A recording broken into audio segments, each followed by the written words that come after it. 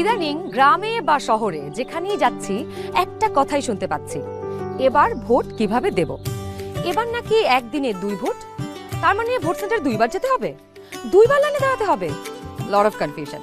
কিন্তু এই সব কিছু নিয়ে আপনার যাবতীয় দুশ্চিন্তা আজ দূর হয়ে যাবে। চলুন দেখি আগামী ত্রয়োদশ জাতীয় সংসদ নির্বাচন এবং গণভোটের দিন আমরা কিভাবে ভোট দেব। ভোটের দিন একদম সকালবেলা আপনার ভোট কেন্দ্রে চলে আসবেন। নারী পুরুষ ঠিক এইভাবে আলাদা আলাদা লাইনে দাঁড়াবেন।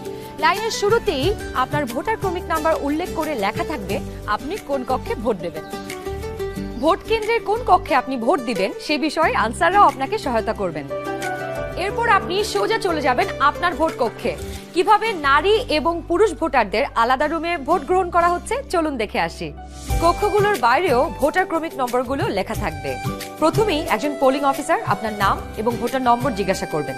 তারপর আপনার চেহারার সাথে আপনার ভোটার তালিকায় থাকা ছবি মিলিয়ে দেখবেন। এটা আমি, এখানে একটু খারাপ আসছে ছবি। বাবার নাম আনিসুজ্জামান। ভোটার আয়শা খানম, ভোটার নং 0157। প্রথম পোলিং অফিসার আপনার নাম এবং ভোটারের ক্রমিক নম্বর জোরে উচ্চারণ করবেন যেন কক্ষে থাকা সহকারী প্রিজাইডিং অফিসার এবং পোলিং এজেন্টরা শুনতে পারেন। এরপর দ্বিতীয় পোলিং অফিসার আপনার আঙুলে অমোচনীয় কালি লাগিয়ে দেবেন। তারপর আপনি চলে যাবেন সহকারী প্রিজাইডিং অফিসারের টেবিলে। প্রিজাইডিং অফিসার আপনার ভোটার নাম্বার লিখে আপনাকে 2টো ব্যালট পেপার দেবেন। জানি এবার গণভোটের জন্য গোলাপি ব্যালট আর সংসদ সদস্য নির্বাচনের জন্য সাদা কালো ব্যালট। বাহ! ব্যালট পেপার নেবার সময় আপনাকে স্বাক্ষর করতে হবে। আপনি চাইলে টিপসই দিতে পারেন।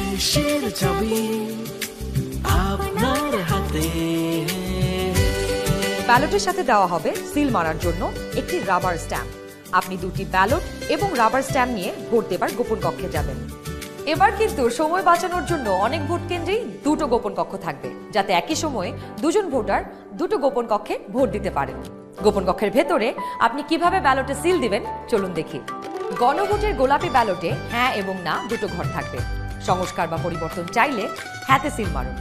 গণভোটে আপনি হ্যাঁ দিলে সবগুলো সংস্কার পাবেন, আর না দিলে কোনো সংস্কারই পাবেন না। এরপর ব্যালটটি লম্বালম্বি ভাঁজ করুন যেন সিলের রং অন্য ঘরে না পড়ে। এরপর আড়াআড়ি ভাঁজ করুন। সংসদ সদস্য নির্বাচনের জন্য সাদা কালো ব্যালটটিতে থাকা আপনার পছন্দের ব্যক্তি বা দলের মার্কায় সিল মারুন। সিলটি কিন্তু নির্ধারিত ঘরের বাইরে যাওয়া যাবে না। মার্কার বাইরে সিল পড়লে আপনার মহামূল্যবান ব্যালটটি বাতিল হয়ে যাবে। সিল মারার পর এই ব্যালটটিও প্রথমে লম্বালম্বি ভাঁজ করুন যেন সিলের কালি অন্য মার্কায় না লাগে। এরপর আড়াআড়ি ভাঁজ করুন। এবার গোপন কক্ষ থেকে বের হয়ে স্ট্যাম্পটি সহকারী প্রিজাইডিং অফিসারকে ফেরত দিন এবং একই ব্যালট বক্সে 2টি ব্যালট পেপার ফেলুন। ব্যাস, হয়ে গেল একদিনে 2 ভোট। একদম সহজ, তাই না?